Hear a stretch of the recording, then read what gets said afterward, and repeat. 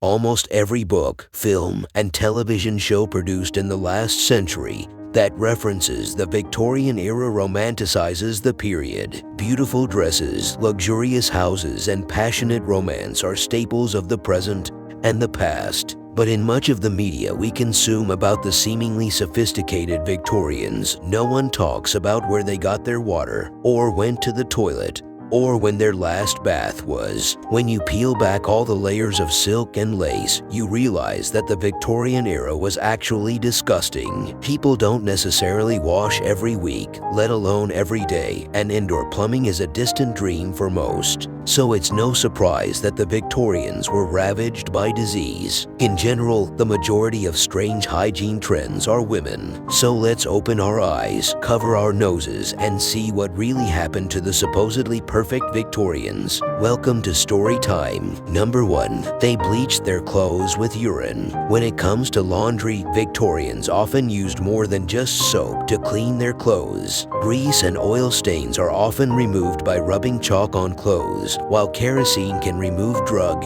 and blood stains. Milk is the preferred cleaning agent for removing urine stains and odors. Also, the Victorians bleached their clothes with their urine, which contains ammonia. Number 2. They make their own cuttlefish toothpaste. Toothbrushes and toothpaste were readily available to middle and upper class Victorians, but most working class people had to make them at home. Temporary toothpaste can be made at home using methods such as carbon black, chalk, or squid powder. Toothbrushes usually have coarse bristles and wooden handles. For those who cannot afford a toothbrush, celery is considered abrasive enough to clean teeth while eating. While their oral hygiene wasn't ideal, their dentistry was even worse. Dental care was often provided by local barbers or blacksmiths if there was no dentist in the area. Number 3. They have indoor toilets but no indoor plumbing. The first indoor toilets, or flush toilets, were popular for their convenience, but because they predated indoor plumbing, the waste often went directly into a large drain in the basement. While it may seem like the perfect substitute for a farm or potty, the drain eventually fills up,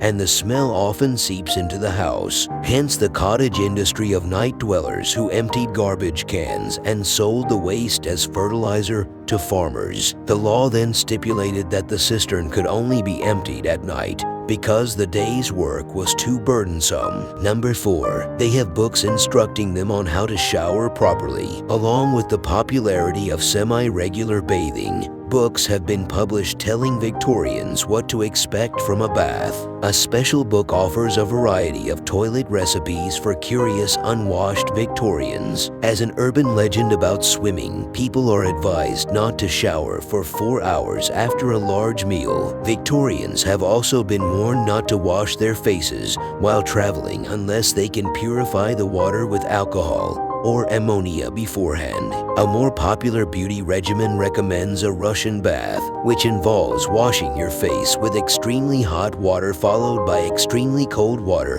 to prevent wrinkles. Number 5. They believe that bad smell is the cause of diseases. Today, bad odors are considered unpleasant at best, but the Victorians believed that bad odors were dangerous. Also known as the night air theory, the miasma theory states that many diseases, including chlamydia and cholera, can be spread by dirty air. The Victorians went so far as to blame the ill health of London's slums on the stench wafting through the streets. Even the famous nurse Florence Nightingale believed in miasma and believed that clean air meant healthy patients. In fact, poor sanitation in industrial areas can lead to diseases that can cause unpleasant odors. Today, thanks to modern hygiene and medicine, miasma is considered pseudoscience in the medical community. Number 6. Women use military-grade bandages to treat their periods. Despite the many shortcomings of Victorian hygiene, this era marked the first time in history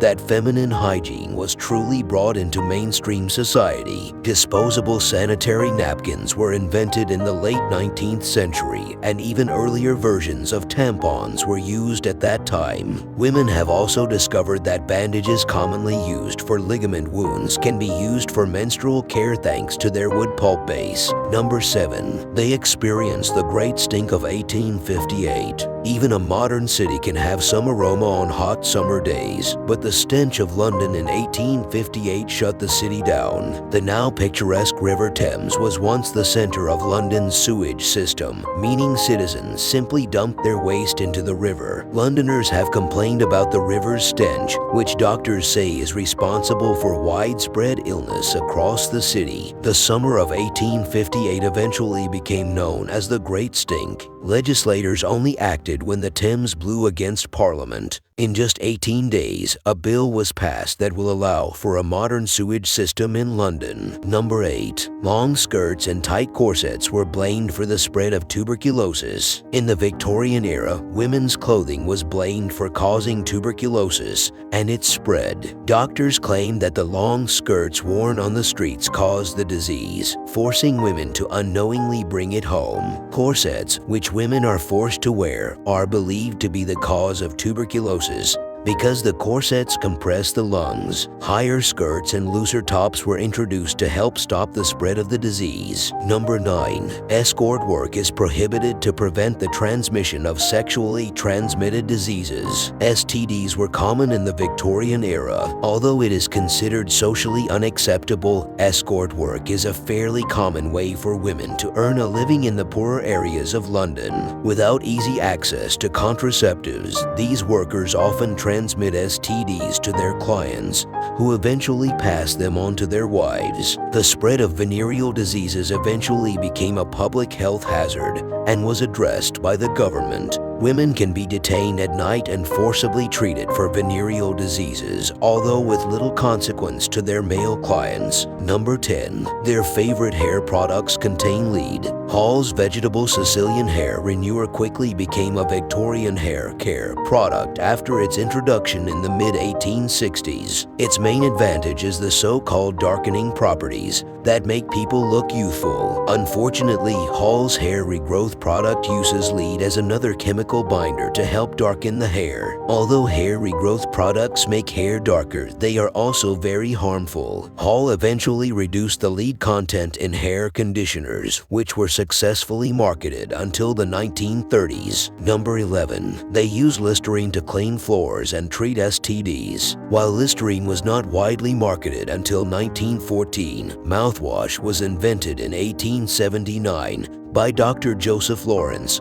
and chemist-turned-entrepreneur Jordan Wheat Lambert. Lambert initially tried to market Listerine as a medical preservative as the Victorians slowly began to embrace modern hygiene. When his products didn't turn a profit, he began to come up with new and unusual uses for Listerine. Listerine was marketed as a floor cleaner and as a treatment for dandruff and gonorrhea, and then as a mouthwash. The inventor's son, Gerald Barnes Lambert, was responsible for this marketing decision and laid the foundation for the brand's century-long success. Honestly, we need to be thankful that today we have decent sanitation processes and a facility to maintain our hygiene and health that any man or woman of the Victorian era would envy, although who knows, maybe in the future people will see our habits and cleaning systems as not very efficient. If you like the video and are interested in the history and other interesting facts, we welcome you to subscribe to our channel so you don't miss any of our videos.